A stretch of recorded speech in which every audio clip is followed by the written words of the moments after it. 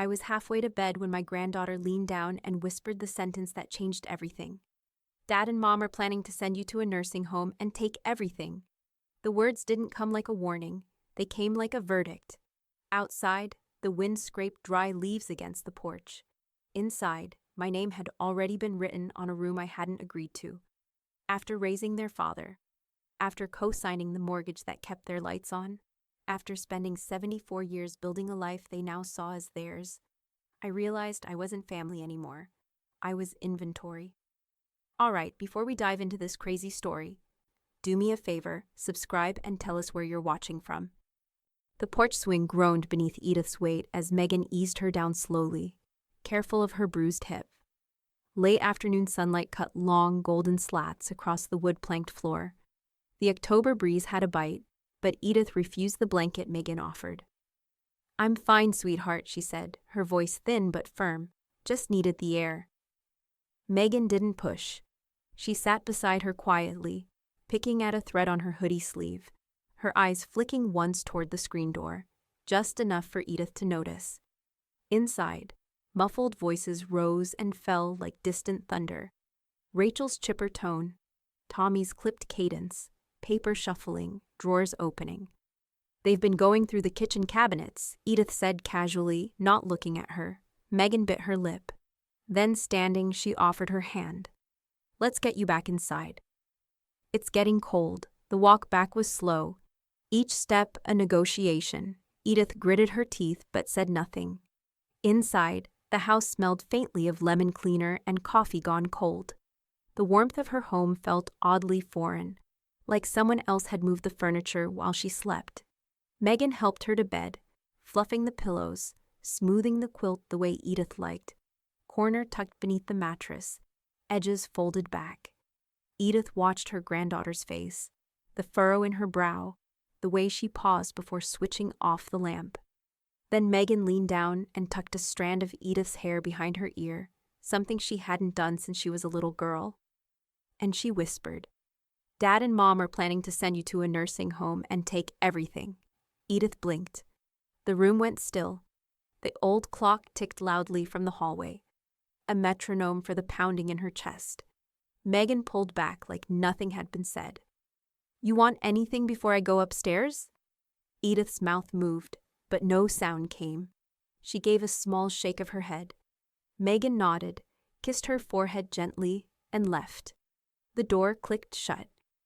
Edith stared at the ceiling, where the shadows of leaves danced faintly in the moonlight. Her mind flickered, faces, tones, glances, suddenly sharpened in a way they hadn't in weeks. The way Tommy had recently asked if she was still remembering to take her pills. Rachel's comment about simplifying the house for safety. The locked drawer she found open last Tuesday. She sat up. Her ribs ached in protest, but she swung her legs over the side of the bed and reached for her cane. In the kitchen, the nightlight hummed faintly. The table was clean except for a single brochure, perfectly centered. The Green Pines facility, for when home no longer works. Her fingers trembled slightly as she picked it up. Glossy, thick paper, pictures of sunlit patios, smiling staff in pale blue scrubs, an old woman painting in a sunny room that looked nothing like reality. Her name was scrawled on a sticky note across the top. She didn't hear Rachel come in behind her. "Oh, that?" Rachel said breezily, stepping into the glow of the fridge light. "It's just an option.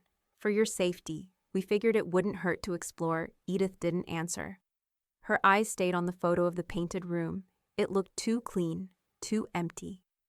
Rachel stepped closer, her tone softening with faux concern. "Just until you're back on your feet. You know we only want what's best." Edith turned slowly. The bruise on her cheekbone had gone a sickly yellow, and the corners of her mouth were tight. "I see," she said. Rachel gave a rehearsed smile and turned away, already moving back toward the stairs. "Let me know if you want to talk about it more tomorrow." When she was gone, Edith stared at the paper in her hand for a long time. Then she folded the brochure in half. Once, twice, 4 times, until it became a small, stiff square. She walked to the back of the house, opened the old cedar recipe box on the shelf above the washing machine. removed a faded envelope marked Homeowner's Insurance, and slid the brochure inside. She shut the box. Then she walked back to her bedroom, sat down, and opened the drawer in her nightstand. Out came a small voice recorder. Her finger hovered above the red button. She pressed it and whispered, October 12th. Rachel, Green Pines. For my safety, she clicked it off. Outside, headlights passed slowly across the curtains. And didn't stop. Edith kept the recorder tucked under the edge of her mattress, within reach of her good hand. Every morning since the whisper, she woke up with one thought: pay attention. And remember, the bruise on her thigh was healing and sick, shifting colors. But what worried her more was how quickly Tommy had shifted too. Hey, Mom, he said one morning, standing in the kitchen doorway with a mug of her coffee, her mug, the ceramic one with chipped ivy vines on the rim. Quick thing, you still have that little notebook with your logins? Just in case something happens. Emergencies only. Edith, seated at the table peeling a clementine, looked up slowly. Something like what? He chuckled. Oh, I don't know. I mean, you fell last month, right? And God forbid something worse happens. It'd help if Rachel or I could step in, handle bills, make sure nothing's missed. She handed him a slice of orange. I'll think about it. That evening, she found a manila folder on the arm of her recliner. Inside were recent printouts of her Wells Fargo savings and CD accounts, neatly paper-clipped. A yellow Post-it note read, "Thought it'd be helpful to organize this, just in case. -R quote." She held the folder like it might be wired to explode. Upstairs, Megan kept her headphones on while she baked snickerdoodles. But when she slipped out to the garage to grab more sugar, she paused outside the cracked interior door. Rachel's voice, "We'll say it's not safe anymore.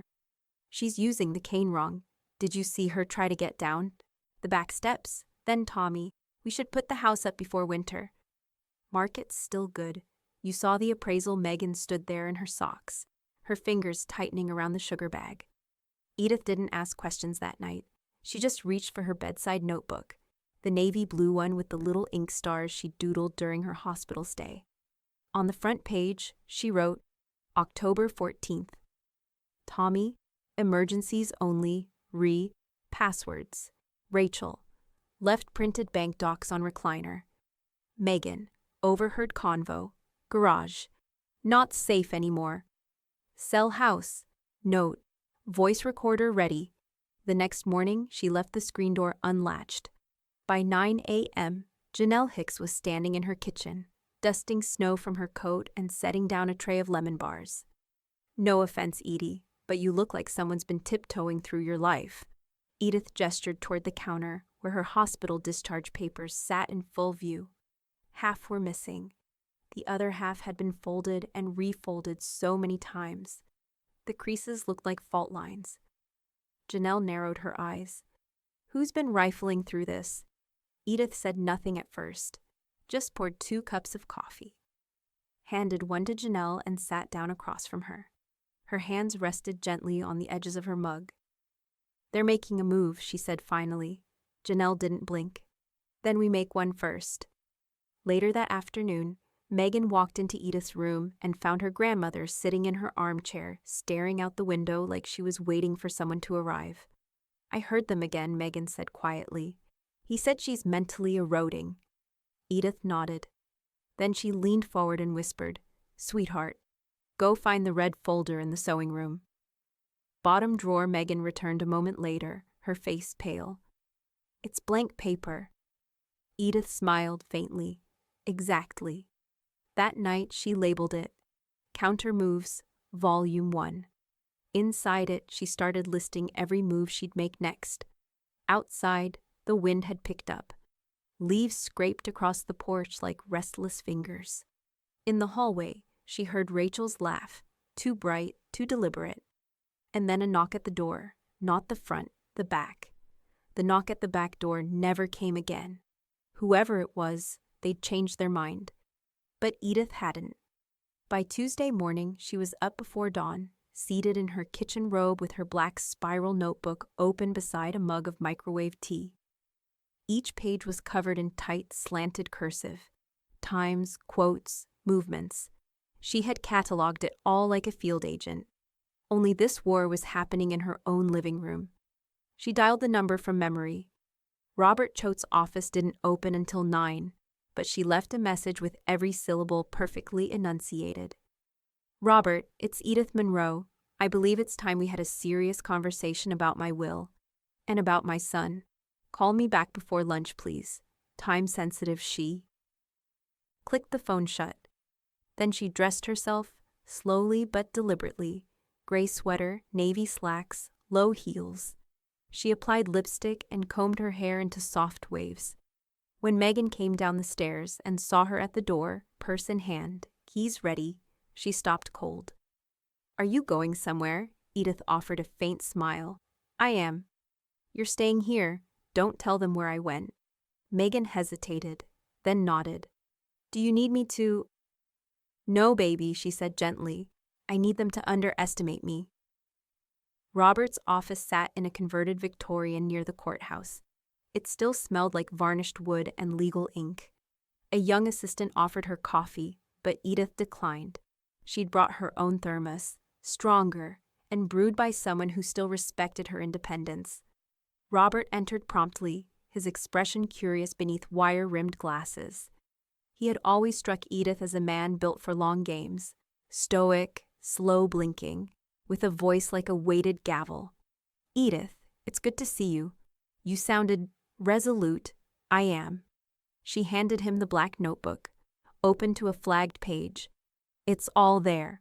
What they've said. What they've tried. It's been subtle, but only just. The brochure, the folders, the whispers.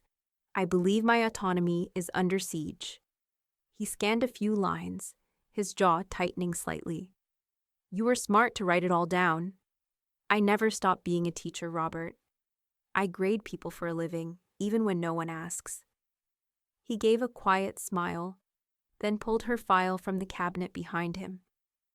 Let's see where we stand. Her will was old, almost 15 years. Back then, Tommy had still returned her calls on Mother's Day. He was listed as sole executor. Everything else was boilerplate. Robert closed the folder. You want to revise or overhaul? Edith leaned forward, slid a folded paper across the desk. I want a clean slate. Remove, revoke, replace. I've prepared a checklist. Robert unfolded it and let out a low whistle. You're not messing around, she folded her hands. No, I am not, he nodded. Okay, first step. Revoke the current will. We'll start a new one from scratch. But if you want more control and protection, I suggest we set up a revocable living trust. That way your assets don't pass through probate, and we can lock it down airtight. Can we put Megan in it? As a beneficiary, yes. Not as trustee, not until she's of age. You'll need someone you trust absolutely until then. Janelle, Edith said instantly. Robert smirked. I figured. She terrifies most of the attorneys downtown. Good. He pulled a fresh legal pad from his drawer. Then here's what I propose. We structure this in 3 phases. Assets, so the house, your accounts, investments. Healthcare, so no one can make medical decisions but the people you name. And finally, housing, your primary residence, long-term control of its use, and how it transfers. Edith nodded. Her voice was steady. And nothing, not one leaf from that yard, goes to Tommy or Rachel. He wrote it down word for word. They spent the next hour in the quiet concentration. By the time she rose to leave, the sunlight had shifted across the room, and the shadows of the courthouse columns outside stretched long and lean. Give me 3 days, Robert said as he walked her to the door. You'll have the first drafts before Friday. But Edith, she turned. You're not alone in this. She looked him squarely in the eye. I know. That's why I called you. That night, she sat back in her armchair, her notebook on her lap, the fire low and flickering. She crossed out the word waiting on the front page. Underneath, she wrote, Game on. And somewhere upstairs, the printer whirred, printing something she hadn't authorized. Edith hadn't heard the printer in over a year. She kept the desktop unplugged, tucked beneath the hall table where old things went to be forgotten. But that night, long after the fire had died to ember, it had hummed to life. 2 pages spat out, blank, message sent, power play received. So when Rachel knocked on her door the next morning, chirping like a morning show host, Edith knew something was coming. "Thought I'd kidnap you for a little outing," Rachel said brightly. "Lunch at that place you like, Marigold's." Edith looked at her face, then down at her shoes. Heels, not the flats she wore for errands. A little too much perfume for noon. And no takeout menus in her hand. "Let me get my coat," Edith said. The drive was quiet. Rachel hummed to the radio. Edith watched the streets of Springfield pass by, the familiar cracks in the sidewalks, the church with the broken bell, the parking lot where she once taught Megan to drive. But they didn't head toward Marigold's. They headed east, toward the edge of town, toward the facility. When the building came into view, low beige stone, manicured shrubs, and an offensively cheerful banner that read, "Welcome home," Edith didn't say a word. Rachel pulled into the lot and parked like she'd done it before. "Let's just peek inside. They've got a salad bar now and a piano in the sunroom." Edith stepped out of the car slowly, not from pain, but because fury has its own gravity. Inside, the lobby was over-sanitized and underloved. 2 staff members looked up the moment they entered. One smiled warmly. "Mrs. Monroe, we've been expecting you." Rachel's arm gently touched Edith's elbow. "I figured we could just ask some questions. No pressure. You'd be here just until the holidays, and they said you could bring your own bedding." Edith turned toward the front desk. On it lay a slim blue folder. Her name, Edith Monroe, was typed in bold across the front. Intake papers clipped, signed, not by her. She turned to Rachel. "You filed pre-admission forms?" Rachel blinked. "It's just to hold a spot." "It doesn't mean anything." Edith looked around. The smell of institutional lemon cleanser clung to the walls. A man shuffled past with a walker, slippers dragging. "I'm not staying," she said flatly. Rachel's smile faltered. "Come on, Edith. Just until you're steadier on your feet. You fell, remember? And Tommy and I—" "No." Rachel's face changed. Just a flicker, like a curtain shifting. Then back to sunshine. "You're being unreasonable. This is the safest option." "We're just trying to help." I said no. She turned away from Rachel, pulled her flip phone from her purse, and dialed Yellow Cab. "Pick me up at Green Pines," she said calmly. "Yes, now." An hour later, Edith stood in her kitchen, her hands resting flat on the counter like she needed to feel the foundation of her home beneath her palms. Megan sat at the table, her eyes wide. "They did what?" "Had me delivered like a package," Edith muttered. "I don't think I was meant to come back." Janelle arrived before sunset, toolbox in one hand, Ring doorbell camera in the other. "Next time someone tries to usher you off your own property," she said, "they're going to find their face on a police report." Robert called that night. Edith told him everything, how the staff greeted her, how the folder was already prepared, how Rachel had dared to smile through it all. "We're filing a notice of medical autonomy and preemptive injunction," he said. "No one can admit you anywhere without court order, doctor's signature, and your full consent. I'll send it over in the morning." "And the forms she signed?" "Fraud. Let me handle it." The next day, Janelle changed all the locks. The deadbolts were upgraded. The old key under the mat, gone. As she packed up her tools, she looked at Edith. "What about your son?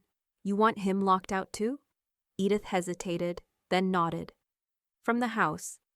And from my life." Janelle handed her a slip of paper. "Then you'll want to put this on the door. Private residence. Entry by legal consent only. All visitors monitored and recorded." Megan pressed it to the glass that evening, taping the corners down. At 9:12 p.m., the new doorbell pinged. Rachel was on the porch. She rang once, then again, then stepped back, realizing, perhaps for the first time, she was on the wrong side of the door.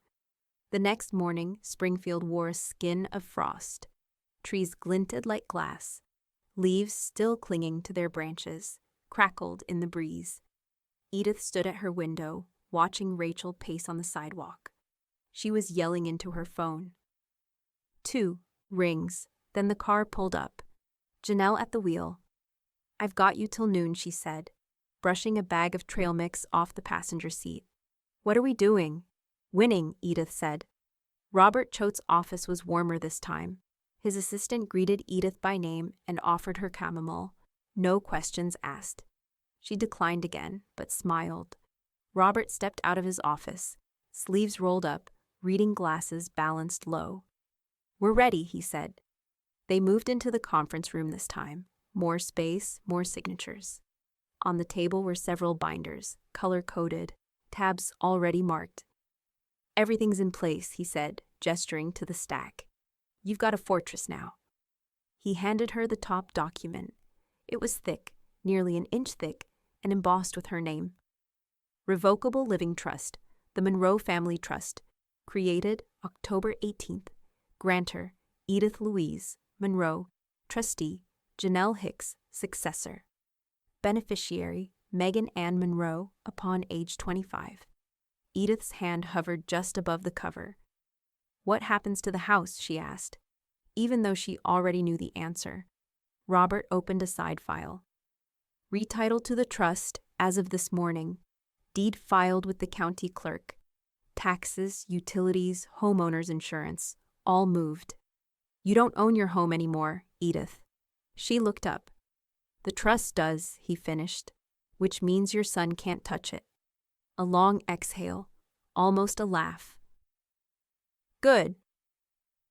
Next came her financial accounts. He walked her through each one: checking, savings, certificates of deposit, life insurance, even the small brokerage account she'd forgotten existed. Every dollar restructured under the trust. Tommy and Rachel weren't just removed. They were excluded with cause. Robert tapped a page in the middle of the binder. "We included a clause stating why they've been disinherited. Medical coercion, financial manipulation, pre-admission fraud. You've got documentation, dates, and their signatures. If they try to contest." "They won't win," Janelle cut in. Robert nodded. "Exactly. Not with what we've built." The final set of papers required Edith's signature. There were 11 in total. Legal documents, county filings, authorizations, each one binding. She took her time. Her hand trembled slightly with the pen. Less from nerves, more from the ache that never left her wrist since the fall. But she pressed through it, signed, then again, signed. Robert witnessed each one. Janelle notarized the rest. By the end, the stack sat complete. Filed, sealed, locked into folders labeled in bold. Assets, healthcare, housing, succession. Janelle zipped them into a hard case with a fireproof lining and clicked the latches shut. Edith rested her palm on the top. This is mine now." Robert gave a quiet nod. "And it will be, long after you're gone. On your terms, no one else's good." On the ride home, Janelle didn't speak. She just drove while Edith sat beside her, one hand curled around the handle of the trust case, the other tracing the edge of her coat pocket, where she still kept the small voice recorder. By the time they reached the house, the frost had melted. The sidewalk was wet where Rachel had stood pacing earlier. She was gone now. Megan met them at the door. "Everything okay?" she asked. Edith lifted the case slightly. "Better than okay." She stepped inside and locked the door behind her. That night, after Megan had gone upstairs and the wind had settled outside, Edith returned to her bedroom. She placed the trust binder on her nightstand, like a Bible, and sat on the edge of the bed. She reached for the recorder again, pressed the red button. October 18th, trust filed. Home secured. They lost the right to everything? She clicked it off, then paused, and clicked it on again. "They don't know it yet," The next day, Edith drove herself. She didn't ask Janelle, didn't tell Megan. She simply waited for the house to be empty. Tommy had taken Rachel to brunch at the Millstone. Megan was at school, and she slipped out with her purse, her cane, and a thin envelope marked confidential. The drive to Dr. Kessler's office was short but slow. Her hand stayed steady on the wheel, her mind sharper than it had been in weeks. By the time she signed in and was led to exam room 2, she'd rehearsed every sentence in her head. When Dr. Kessler entered, reading glasses perched on his nose, tablet in hand, he smiled warmly. "Edith, you're walking better." "I'm planning better," she said. He looked up. "I need to make changes to my file," she said clearly. "Today. And I need them notarized and witnessed." He closed the tablet. "Tell me what you want." 10 minutes later, Tommy Monroe was officially removed as both power of attorney and medical proxy, replaced, on Edith's instruction, by Janelle Hicks, with backup authority given to Robert Choate for legal consistency. Dr. Kessler didn't ask why. He just nodded. "We'll update the records. Copies will be sent to both the hospital and your pharmacy." "Thank you," Edith said. "I'd like confirmation in writing." "You'll have it before noon." By the time she got home, the email had already arrived. PDF attached. Change confirmed. The fallout came faster than expected. That evening, Rachel stormed into the living room holding 2 empty prescription bottles, like evidence in a trial. "I went to the pharmacy," she said, voice high and pinched. "They said I'm no longer authorized to pick up your meds. They flagged my name." Edith looked up from her crossword puzzle. "Sounds like someone updated the file." Rachel blinked, thrown off by the calm. "I had to stand there like a criminal while the clerk called the manager. They took the pills off auto refill." "What are you doing?" Edith didn't answer. She simply folded the crossword neatly in half and rose. "If you're done yelling, I'd like some tea." She left Rachel in the living room, red-faced and sputtering. The next day, the bank called. A representative from Wells Fargo left a voicemail on her landline. "Mrs. Monroe, we noticed an unusual login attempt on your online banking profile from a device not previously associated with your account. We've temporarily frozen online access for your protection. Please call us at your earliest convenience." Edith called back from her kitchen phone, her fingers wrapped tightly around her mug. "Yes," she said into the receiver. "That device belongs to my son. I did not authorize the attempt. I want a fraud alert placed." Permanently, the banker paused. "Understood. We'll lock the profile and send confirmation letters. Do you want to set up dual verification?" "Immediately." By Friday afternoon, Janelle returned with a toolbox and a locked metal cabinet. "This isn't just for medicine," she said, dragging it into the pantry. "Put your spare keys in here, your flash drives, the originals of the trust papers. I'll keep a copy at my place, but this is your vault." She bolted it to the wall stud while Megan stood nearby, watching. "I don't understand," Megan said softly. "Why would they try to get into your bank account?" "Because they already think I don't own it," Edith replied. "They think they do." She placed the prescription bottles inside, then a small stack of signed documents, then finally, the recorder. That night, the new security cabinet clicked shut with a final metallic note. Megan watched her grandmother slide the pantry door closed. "Do you think they'll stop?" she asked. Edith didn't answer at first. Then she said, "No. They'll escalate outside." The motion light on the porch flicked on. 3 seconds. Off. Then on again. Janelle checked the camera feed from her phone. She frowned. "That's not a cat." It started with a text. Megan was sitting at the kitchen island, legs curled beneath her, scrolling through her phone while a sheet of pumpkin muffins cooled behind her. She went still, screen glowing in the early dusk. "Grandma," she said carefully, holding the phone like it was made of ice. "You need to see this." Edith leaned over. On the screen was a message from Tommy. "If she keeps playing games, we'll make it official. We still have options. She won't like them." 10:17 p.m. Sent from his personal number. Megan's fingers moved fast. Screenshot, cloud backup, timestamp capture. Forward it to Robert, Edith said, already walking toward the hallway cabinet.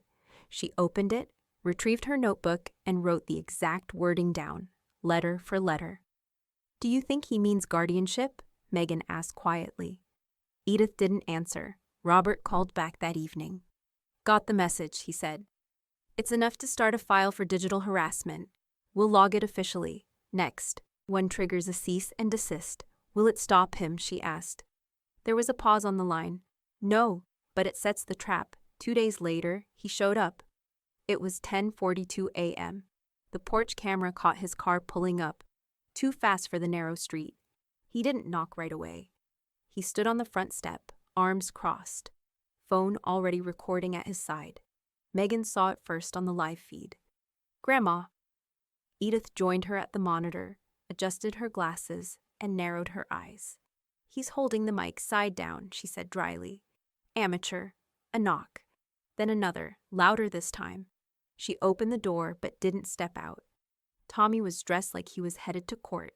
Gray blazer, shoes shined, hair combed neatly to one side. But his eyes were tight, mouth curled. You really want to make this ugly, he said, thumb hovering over his phone. Edith didn't blink. Anything you need to say, she said evenly. Send it to my attorney. Tommy leaned closer, jaw twitching. You're making this harder than it has to be. We're trying to help you, but if you shut us out. I already did, she interrupted. Then she shut the door. Behind her, Megan exhaled in a slow, shaky breath. The sheriff's deputy arrived 2 hours later in a marked cruiser. He was polite, professional, and very aware of the small ring camera watching them from above. He handed Edith a formal notice, signed, filed, logged with the county clerk. Order of no unauthorized entry. Subject: Thomas R. Monroe. Violation will constitute trespassing and legal harassment. Edith thanked him. The deputy nodded once, then tipped his hat to Janelle, who had emerged from the back hallway with a cordless drill and a half-installed deadbolt in her hands. Need a copy for your records? The deputy asked. Janelle grinned. I'll laminate it. That night, Edith tucked the new notice into a folder labeled Legal Active, right next to the trust papers. Megan added it to the encrypted drive she kept on her laptop, and Janelle backed it up on a thumbstick stored in her garage freezer, next to a bag of frozen okra and last year's tax returns. You know what I love about all this, Janelle said as she poured herself a glass of wine. What's that? Edith asked.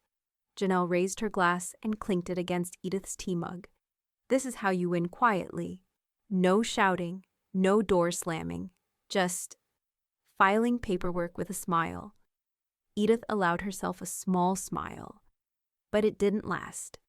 That evening, Megan came downstairs with her laptop tucked to her chest. There's something else, she said softly. She turned the screen toward Edith. A Google search bar, still open, typed in the search history.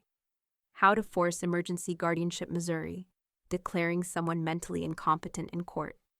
What can invalidate a trust, all from Tommy's Gmail account. Edith stared at the screen. Outside, a car drove slowly past the house, and this time, it didn't keep going.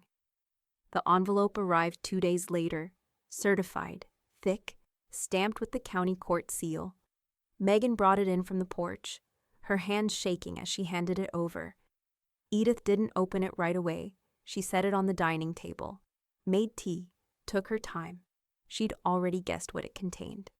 When she finally slit the edge with a butter knife, the headline confirmed everything. Notice of petition for emergency guardianship filed by Thomas R. Monroe. Hearing date, November 3rd. Cause, alleged mental decline and risk to self. She stared at the words a moment, then calmly slid the paper into her legal, active folder. I want to see Robert, she said. Robert Choate didn't flinch when she showed him the paperwork. They're making their move, she said simply. He nodded. We were ready for this. He pulled a checklist from his drawer, already printed. Step 1. We submit a full cognitive and medical capacity evaluation from your doctor. Already requested. Kessler said he'll fast-track it. Step 2. You prepare a personal affidavit. Timeline of events. names, dates, signatures.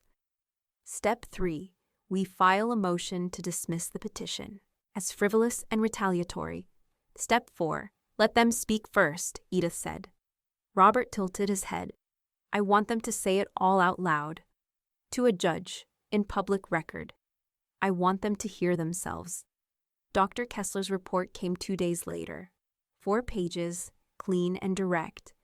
Patient demonstrates full mental capacity, independent decision-making, and consistent comprehension of medical instructions and estate planning.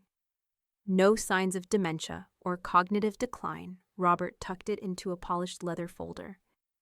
Want me to make the cover red? He asked dryly. Edith smiled. Please. The morning of the hearing was bitterly cold. Edith wore her navy wool coat and matching gloves. Megan walked beside her, a manila envelope clutched to her chest. Janelle followed close behind, carrying Edith's trust binder like a holy relic. They entered the courthouse together. Tommy and Rachel were already inside. He wore a full suit this time. Rachel was in beige, muted, demure. They sat stiffly on the plaintiff's side, their lawyer whispering in the quick bursts between glances toward the bench. Edith didn't look at them. Robert handed the red folder to the clerk. The judge, a gray-haired woman with sharp eyes and zero patience, entered 5 minutes later. Court came to order. Tommy rose first. He spoke slowly at first, then faster, as if rushing through the ugliness. He described Edith's fall, her paranoia, her refusals to cooperate, the troubling changes to her estate plan. Rachel sat beside him, eyes wide, hands folded like a schoolgirl at confession.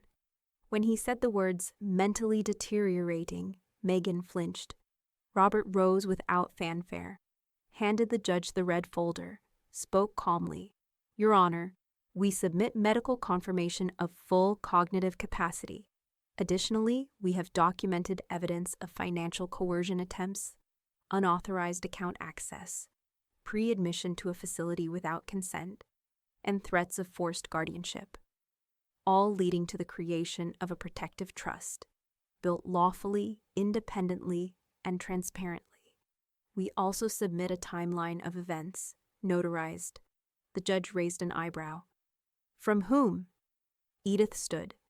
She moved slowly but deliberately to the center of the room, cane tapping against the tile. She held her head high as she read her statement aloud. How she fell, how they smiled through lies, how she built her plan not in confusion, but in clarity. Her voice never wavered. I am not confused, she said. I am not declining. I am not unsafe. But I am no longer trusting people who confuse inheritance with entitlement. Then she stepped back. Robert handed the final letter to the judge, Megan's statement, short, 1 paragraph. My grandmother is the sharpest, kindest, most lucid person I know. She remembers what people say even when they want her to forget. If she says they're lying, they are. The courtroom was silent. The judge read quietly, closed the red folder, leaned forward. To the petitioners, I see no legal, medical, or ethical basis for this filing. I'm denying the request in full. Any future attempt of this nature without substantially different evidence may result in sanctions. Do you understand? Tommy tried to speak, stammered. Yes, Your Honor. Rachel didn't say a word. Outside the courthouse, Edith didn't smile. She simply took back her red folder, placed it in Janelle's tote, and slipped her hand around Megan's arm. Come on, she said. We've got more to finish. They turned down the courthouse steps as a breeze cut through the plaza. Behind them, Tommy sat on the stone railing, hands on his face, watching his mother walk away with nothing left he could take. Springfield was quiet the morning after the hearing, cold again, sharp enough that breath lingered in the air like memory. Edith stood at the front window with a cup of black coffee, watching the same silver sedan crawl past the house for the 3rd time that week. No one inside looked up. No one parked. She turned away before it reached the end of the block. On the kitchen table sat the final deed packet, fresh from Robert's office, cream-colored, bound at the corner with a brass fastener. At the top, property title transfer, 611 South Winslow Avenue, the Monroe Family Trust. She pressed her thumb over the embossed notary stamp. Solid. Done. Megan came down the stairs still in pajama pants, rubbing sleep from her eyes. She caught sight of the folder and froze. "It's official?" she asked. "It's not mine anymore," Edith said, voice even. "And that's the best part." By midweek, Janelle had the updated trust addendum printed and witnessed. A restrictive covenant barring the sale, transfer, or refinancing of the house by any heirs until Megan turned 30. No exceptions, not even in death. "Now the house is a vault," Robert said. "Even if they tried to come for it after you're gone, they couldn't liquidate anything, not for years. Not without triggering penalties."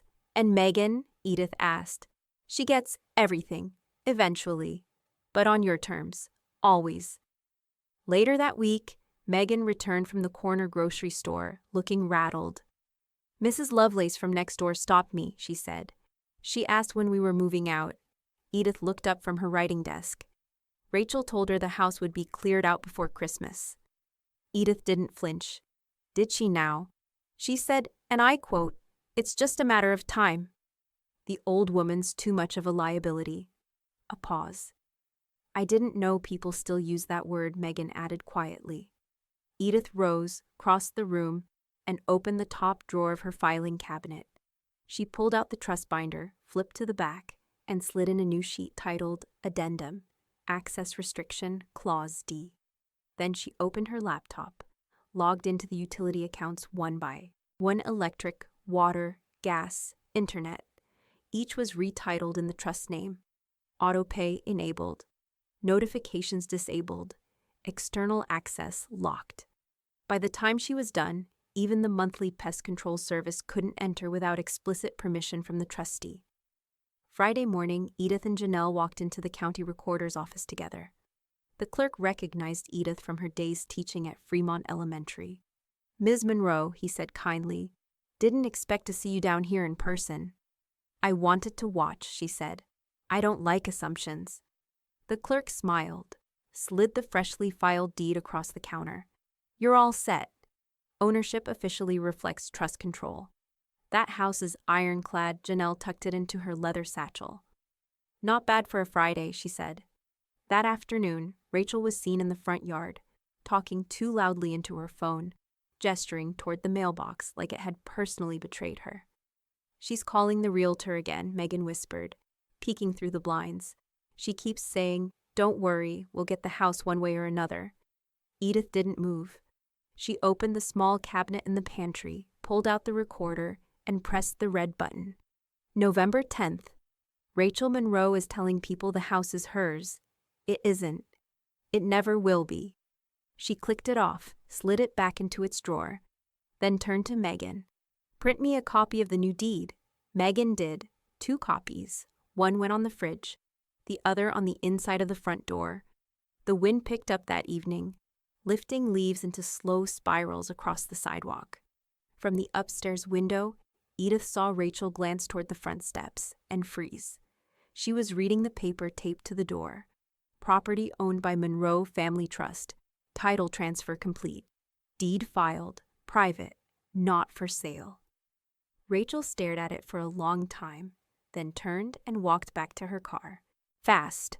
Later that night, Janelle came over with a bottle of wine and 3 sets of brass house keys. "These are the last copies," she said. "I rekeyed everything today. You, me, Megan. No one else." "Not even Robert?" Edith asked. "Nope. He's got a digital backup." But no metal. Edith turned the key over in her hand. The teeth caught the light just right. "Then it's done," she said. But outside, headlights passed again. Slower than usual, and this time, they didn't leave. The realtor called at 8:15 a.m. She sounded confused. Not frantic, not angry, just professionally confused. "Hi, Mrs. Monroe. This is Kelly Wilson with White Oak Realty. Your son asked me to reach out regarding the home on Winslow Avenue. I've got a few buyers who are interested in—" "It's not for sale," Edith said calmly, folding laundry at the kitchen table. A pause. Then a polite chuckle. Oh, of course. He said that you were open to starting the process, just keeping it off market for now. Pocket listing, nothing binding. No, Edith said again, slower this time. It's not for sale. It's not owned by him. It never was. More silence. I see, Kelly said at last. Would you prefer I remove your contact entirely? I would. She hung up, folded a dish towel, tucked it neatly into the drawer. Later that day, Robert sent 3 letters by certified mail. One to Tommy, one to Rachel, and one to Kelly Wilson at White Oak Realty.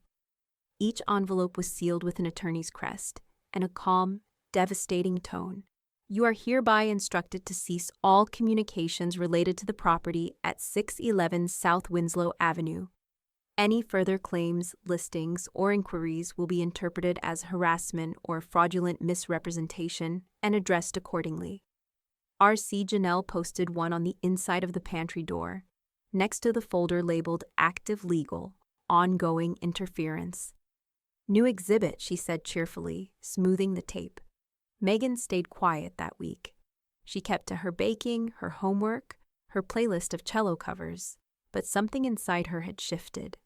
She watched her grandmother more closely now, like someone reading a map instead of just admiring the terrain.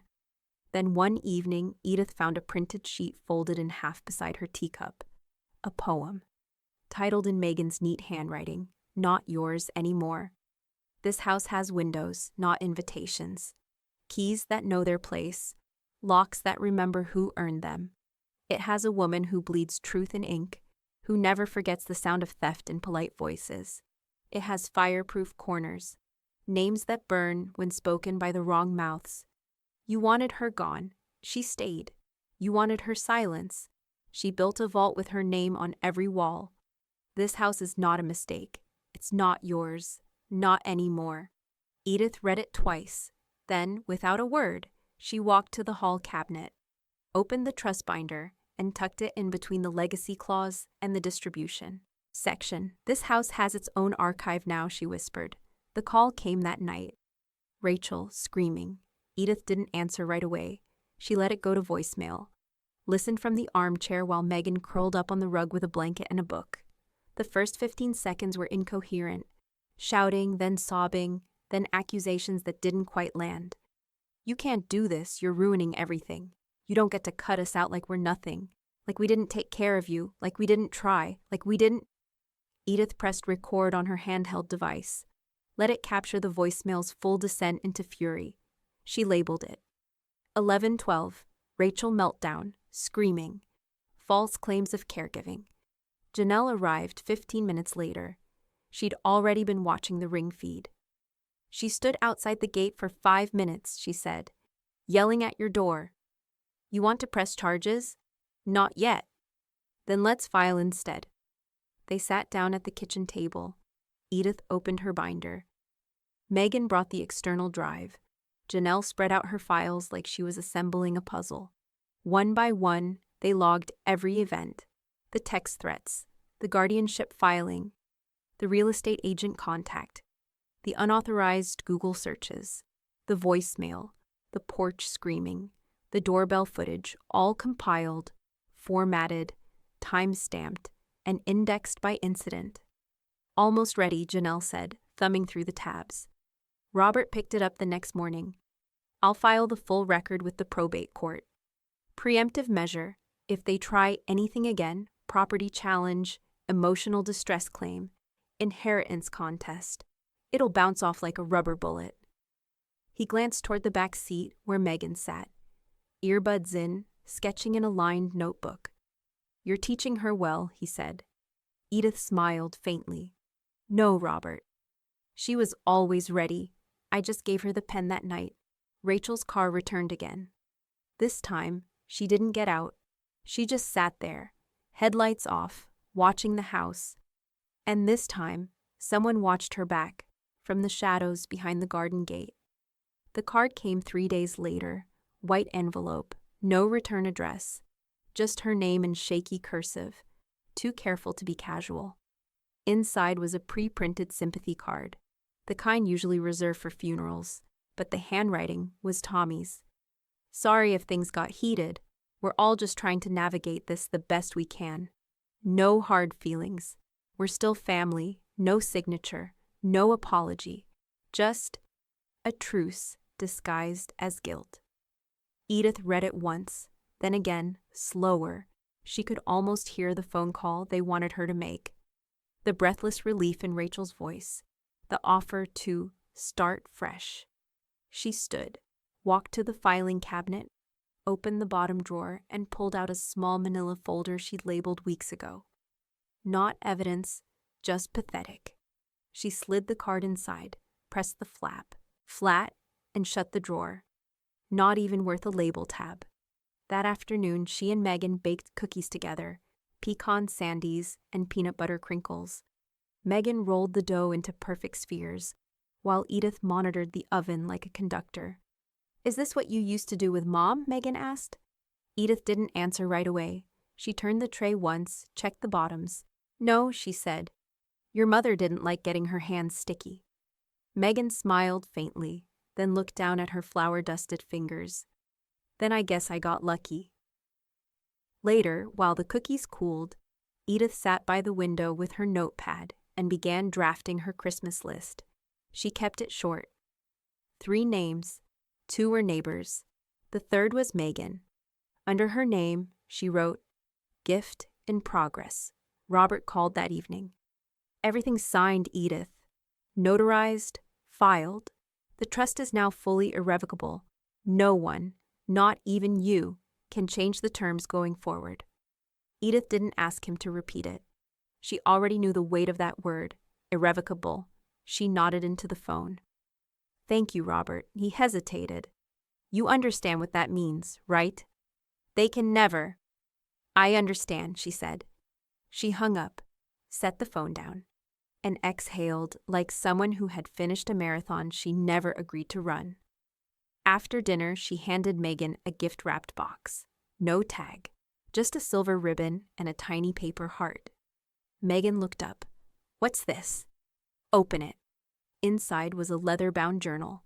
Soft brown cover, blank pages inside. No lines, no instructions. On the first page, in Edith's handwriting, were 4 words. "Everything I never said." Megan blinked hard. Edith touched her hand. "It's yours now. Not for me. For later, I don't know what to write." "You will." The next morning, Megan received a message request on Instagram from Tommy. It was short. "Hey kiddo, can we talk?" She stared at it a full minute before showing Edith. "Block it," Edith said. Megan hesitated. "What if he tries again?" "Then we block him again." "But she started. Edith looked at her. "You don't owe them access just because they share your name." Megan hit block, confirmed it, set her phone down like it weighed more than it should. Then she said, "You raised me better than they raised themselves." Edith didn't respond. She just smiled, reached over and pulled the baking sheet out of the oven. The peanut butter cookies had set with perfect little fork marks. That night the wind came in hard. It rattled the windows and knocked the porch wreath sideways.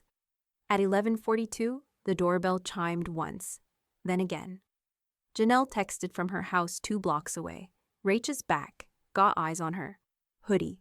Hood up." Walked past the camera like she's invisible. "You want me to step outside?" Edith replied with 1 word. "No."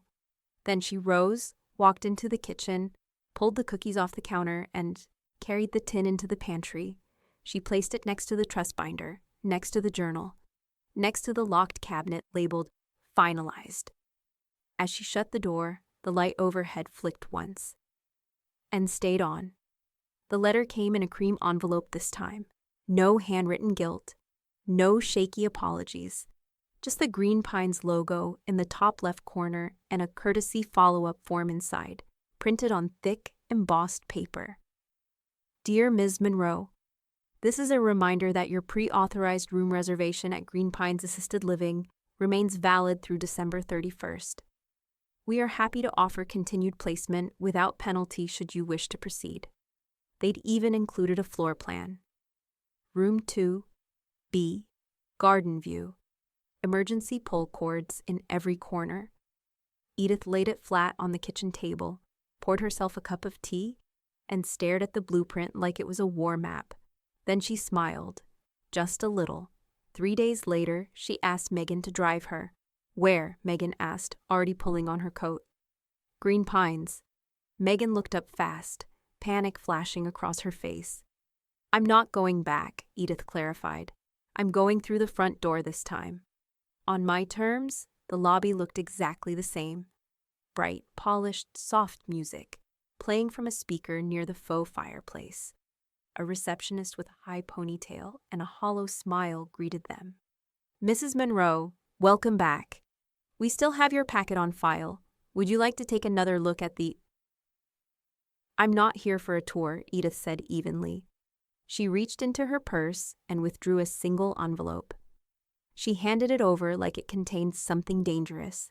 The receptionist opened it. Her smile dimmed. Inside, a signed letter from Robert Choate, an official cease authorization, and a fraud complaint referencing the use of her name without consent. Attached, a copy of the power of attorney removal, the guardianship denial, and a printed excerpt from the trust. I never authorized that room, Edith said. Not then, not now, not ever. Behind her, Megan stood tall, silent. The receptionist blinked. I'll need to get our director. Do. They waited. The music kept playing. A rendition of Autumn Leaves that sounded vaguely anesthetized. 10 minutes later, the facility director appeared, a woman with kind eyes and a clipboard. Mrs. Monroe, she said carefully, we regret any confusion or distress. The reservation was made by your son. He claimed to be acting under your medical proxy. He no longer is. I see that. I want full removal of my name from your records, Edith said, and written confirmation within the week. Or we go public. The director nodded. Consider it done. They didn't stay long. On the way out, Edith paused in front of a room at the end of the hall. 2B. The door was open. A nurse inside adjusted the sheets on a twin bed, neatly tucking in the corners. Edith stared at the pale walls, the plastic vase on the sill, the emergency cord dangling like a leash. That was supposed to be my room, she said softly. Megan took her hand.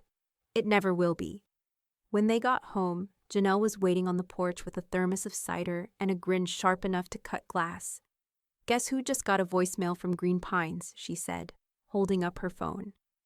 They're reviewing internal protocols. Edith opened the door. Let's make cookies. That evening, while the house filled with the smell of ginger and brown sugar, Edith sat at her writing desk. She opened her binder, added a new page to the back. Incident.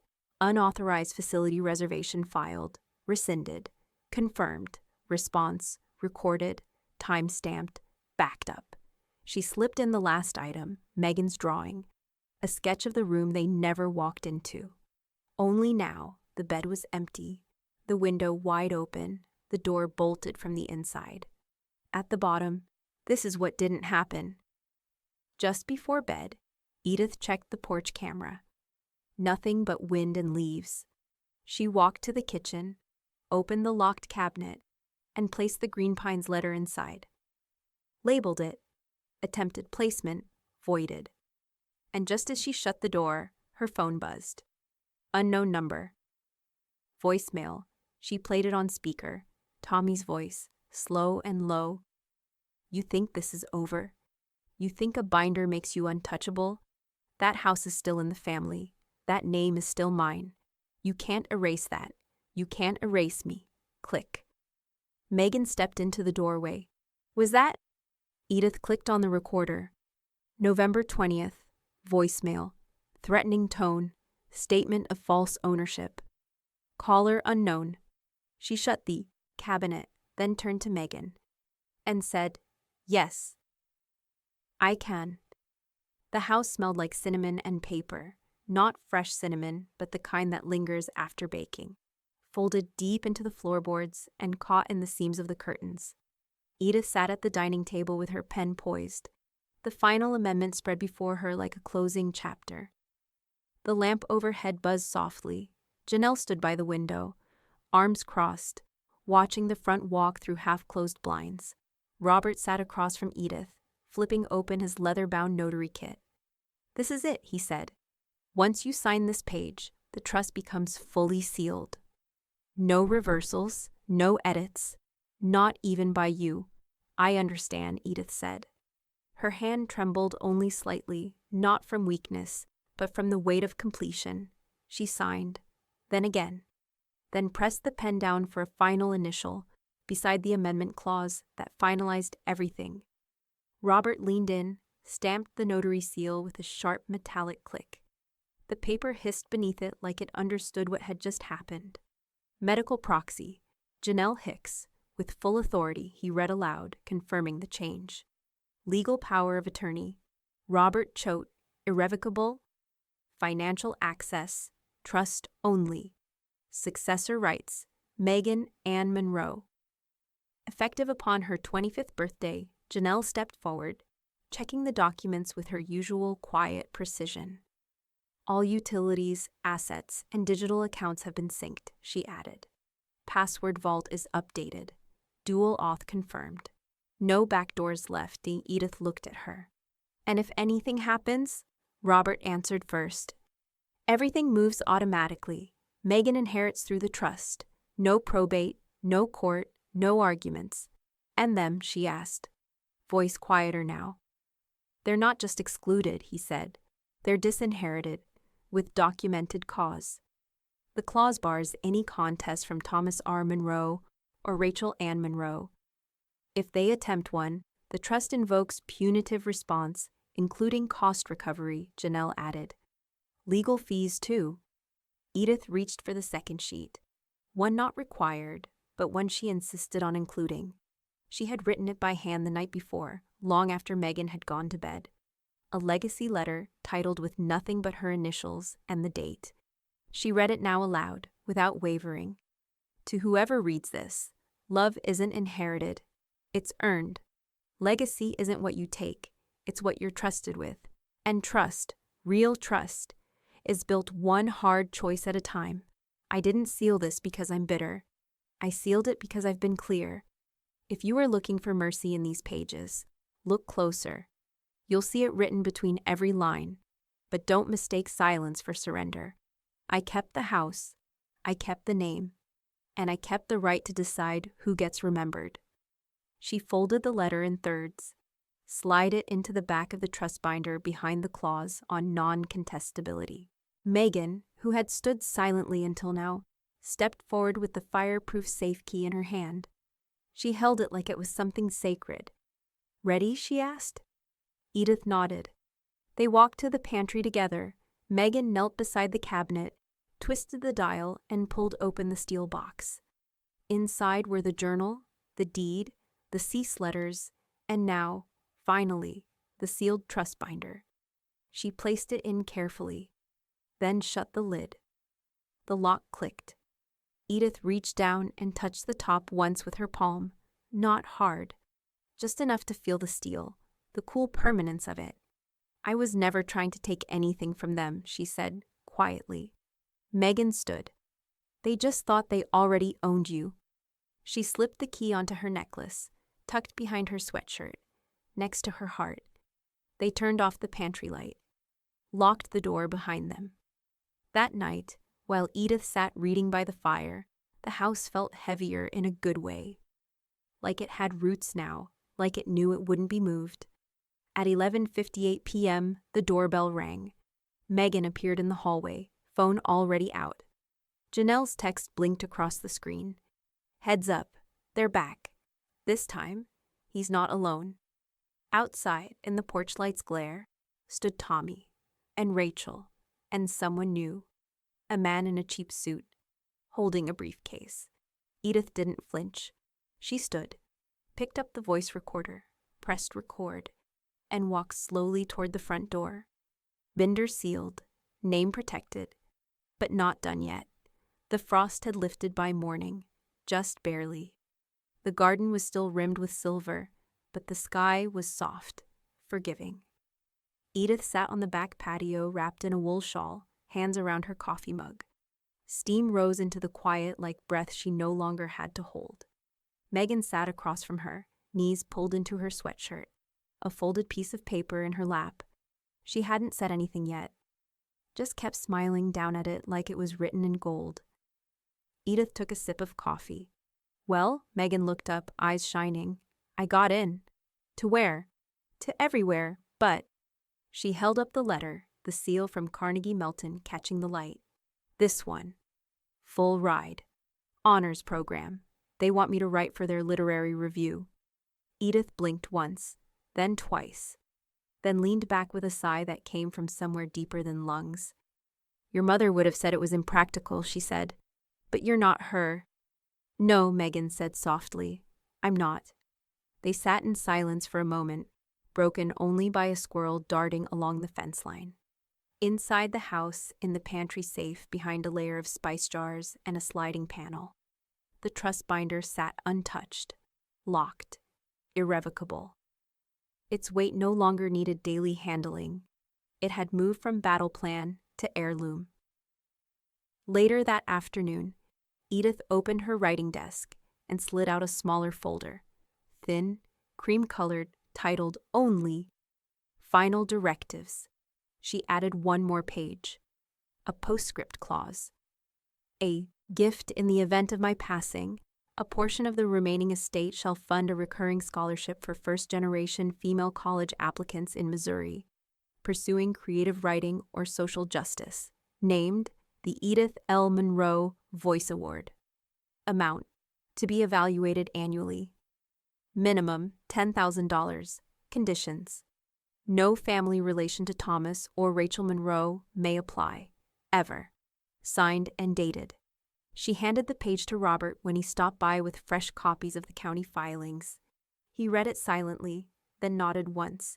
Consider it filed. You want a press release. Edith waved him off. It's not for them. It's for whoever needs it. He tucked it into his briefcase. You're leaving more than a house behind. That was always the point, she said. Janelle showed up just after sunset, fresh from work and still in her boots. She dropped a Tupperware container of chili on the counter, kicked off her shoes, and flopped into the armchair by the fire. I heard about Carnegie Mellon, she said to Megan, grinning. So when do we start shopping for dorm sheets and books she'll never read? Megan blushed. Soon. Very soon, Janelle raised her thermos in salute. That's how you write a quiet war, Edith. Slow burn, sharp pen, sealed papers. No screaming, just silence they can't undo. Edith didn't laugh, but her eyes twinkled. I didn't fight, she said. Janelle raised an eyebrow. No? I just wrote them out. The room went quiet again, but it wasn't heavy. It was full, saturated with something dense and invisible, like victory, but quieter. Megan stood up, stretched, and went to the pantry. She opened the safe, not to retrieve anything, just to look, just to remind herself it was still there. The binder hadn't moved. Neither had the journal or the keys, but she noticed something else. A blank envelope had been added, tucked in just beside the legacy letter. On it, in Edith's handwriting, for when the wind picks up again. Megan didn't ask. She just shut the safe, locked it, and smiled. That night, as the fire dimmed and Janelle left through the side gate, Edith stood at the window and watched the stars come out one by one. The porch was quiet. The garden was quiet. Even the name Monroe, once so volatile, now sat quietly inside her chest. But before she turned in, she checked the camera feed one last time. Down the block, headlights idled, too far to be threatening, but not far enough to forget. The house smelled like rosemary and roast chicken. Not the store-bought kind, but real, slow-baked, hand-seasoned, basted every 30 minutes. Megan stood barefoot at the stove in a soft cotton apron, hair in a messy braid, stirring a saucepan with effortless rhythm. The gravy was thickening just right. Edith sat nearby at the kitchen table, peeling apples for a pie like it was muscle memory. Her knife never once paused. The table was set for two.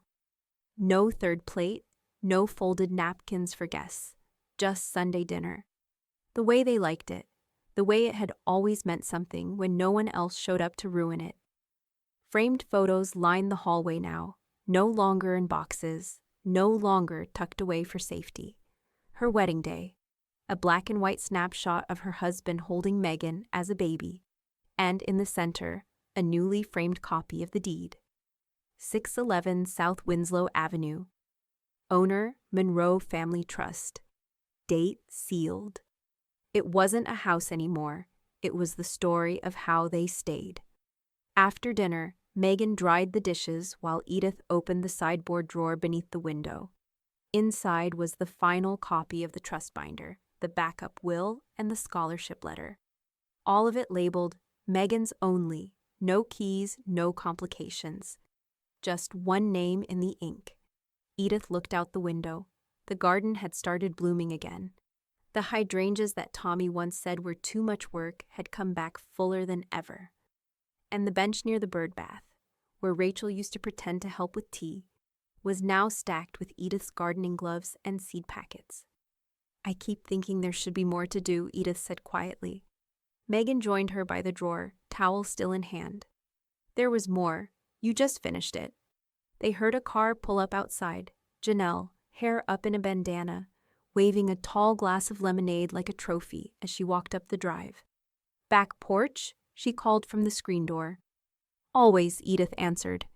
They sat on the steps, the three of them, Megan curled into a wicker chair, Janelle with her lemonade balanced on the railing, and Edith with her mug of mint tea, still steaming.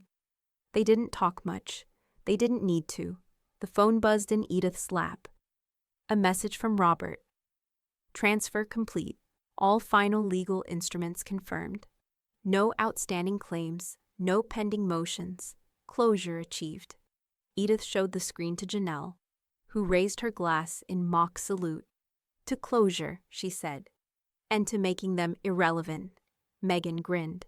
That's gotta be a first, kicking someone out of your life so hard they get notarized. They laughed. Real laughter this time, not sharp or tight, just warm, solid. The sun had started to dip, casting long golden shadows across the porch, the kind of light that makes everything look like it's been waiting for years just to be seen that way. Megan turned to Edith, tone softer now. Do you miss them? Edith didn't pretend to misunderstand. She set her tea down and answered without a second's pause. Not since the whisper. Silence stretched again, but this time it felt like peace. Inside, the oven clicked off. The pie had finished baking. Apple and cinnamon drifted into the evening air like punctuation. Later that night, as Megan got ready for bed, she passed the open door of the study. The trust binder sat right where it belonged, its label facing out. Beneath it, the journal Edith had gifted her months ago. She opened it. One entry in Edith's hand. If they come looking for proof, let them find this. I left the house, the name, and the future to the only person who understood what they tried to steal. Megan smiled, closed the book, tucked it under her arm like armor. Downstairs, Edith stood at the sink, hands clean, breath even. She didn't check the door locks tonight, didn't peek out the window, didn't scroll through the security feed. There was no longer a threat outside, because everything worth protecting was already inside.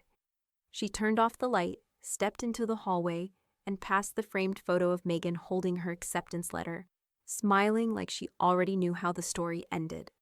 But before she turned in for the night, Edith paused by her desk and looked down at the one card she had saved, still filed under, not evidence, just pathetic.